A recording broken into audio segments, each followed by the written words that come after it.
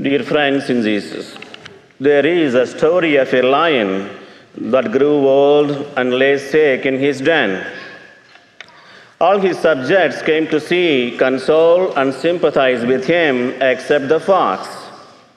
So the wolf, who had been jealous of the fox, came to the lion and said, "Your Majesty, everyone in the forest came to see you in moments of your suffering except the fox. He takes very light of you and does not respect you. You must teach him a lesson." At that very moment, the fox came in and heard all that the wolf had said. And naturally, the lion was furious. He roared and sought an explanation for the carelessness of the fox. And the fox humbly replied, "Your Majesty, I am so sorry that I could not come to you on time.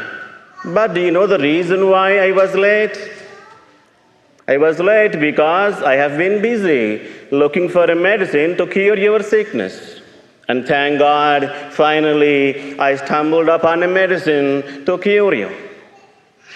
The lion was so happy and said, "What is it?" "Your Majesty," the fox continued, "you must flay a wolf alive and wrap yourself with his warm skin, and you will be hale and hearty in no time."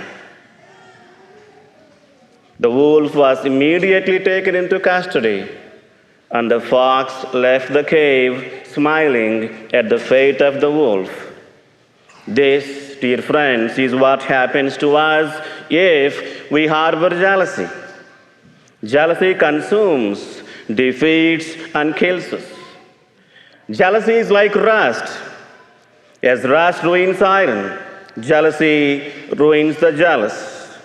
It is true that our jealousy causes troubles to other people, but it troubles us more than it troubles them. The jealous are troublesome to other people, but a torment to themselves, said William Penn.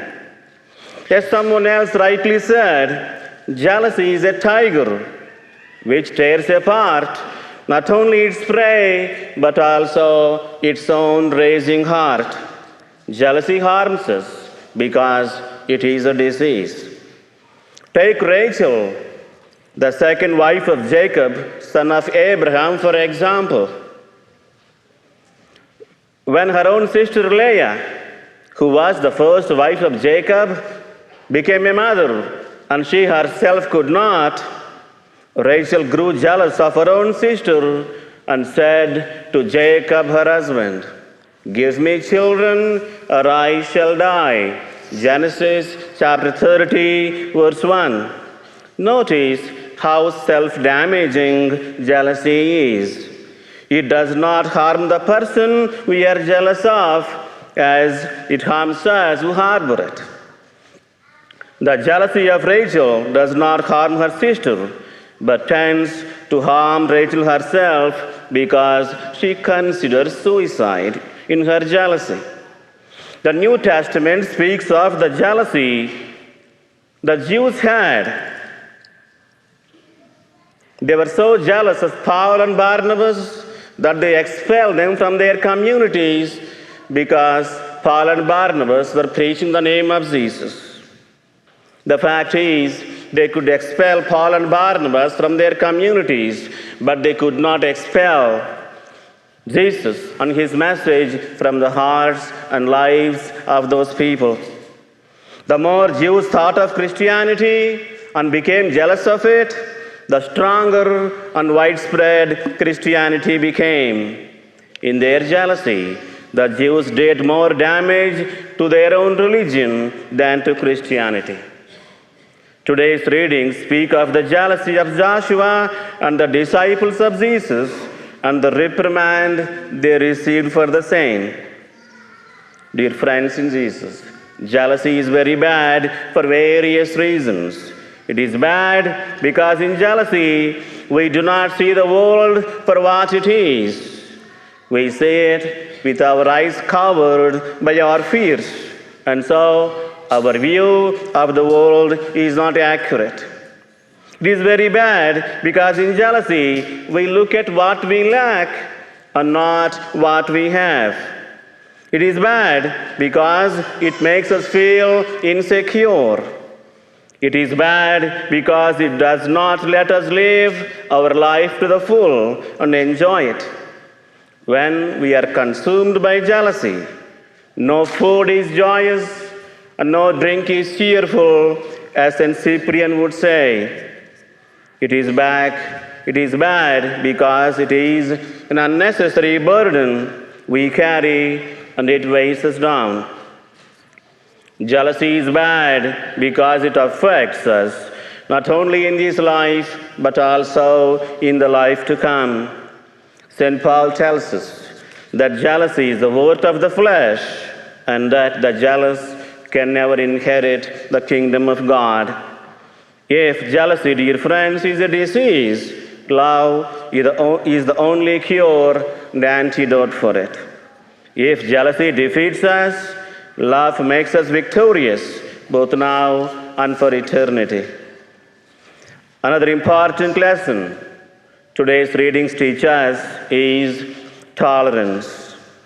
I remember a story in this regard. Accordingly, Abraham, our father in faith, held off his breakfast every morning until a hungry person came along so that he could share it with him. One morning, an old man came along, and of course, Abraham invited him to share his breakfast. However, when he heard the old man say a pagan blessing over his meal, Abraham was angry and asked him to get out of his house immediately. Almost immediately, God spoke to Abraham and said, Abraham, Abraham, I have been providing that unbeliever with food every day for 80 years. Could you not have tolerated him for just one meal?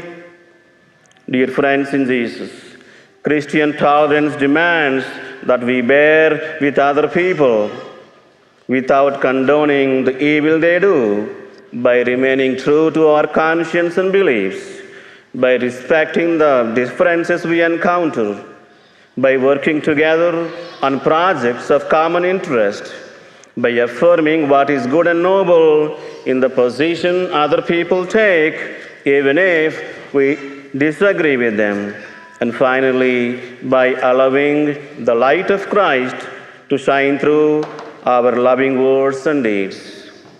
And our prayer this morning is, Heavenly Father, let us know how detrimental jealousy and intolerance are, so that we overcome them and remain rooted in love. Amen.